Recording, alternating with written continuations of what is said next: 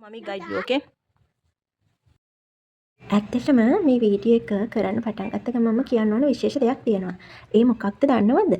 මේ දැන් මේ පාට කරන බබා පාට කරන සහීඩා ටීචර්යි සමල්කා ටීචර්යි ඉන්නවනේ. මේ සහීඩා ටීචර්යි සමල්කා ටීචර්යි තමයි ඉන්නේ.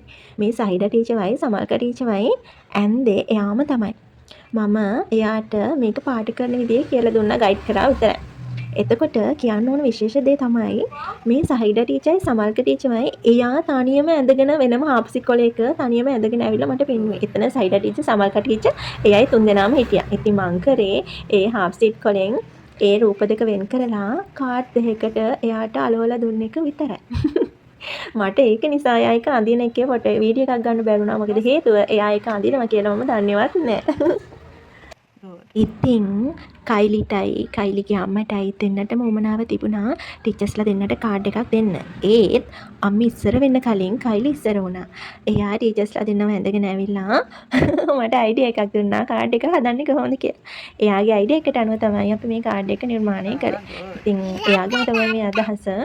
මං එයාට ඒක හදන්න උදව් කරපු එක තමයි කළේ එයාගේ ළඟටලා ඉඳගෙන. ඔයාලා දන්නවද?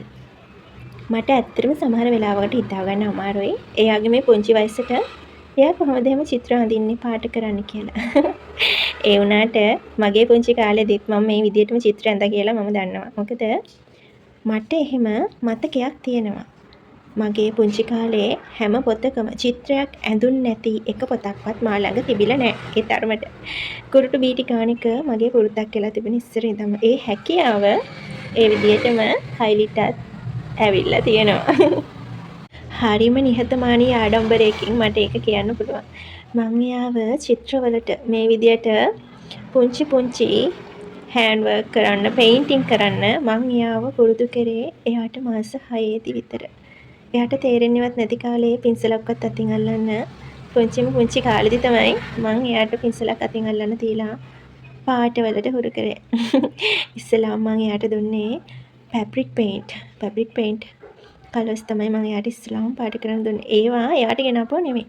ඒවා මම පාට කරන්න අරන් ඇවිල්ලා තිබ්බේව තමයි එයාට පාට කරන්න දුන්නේ. ඉතින් මම අද ගොඩාක් සතුටු වෙනවා.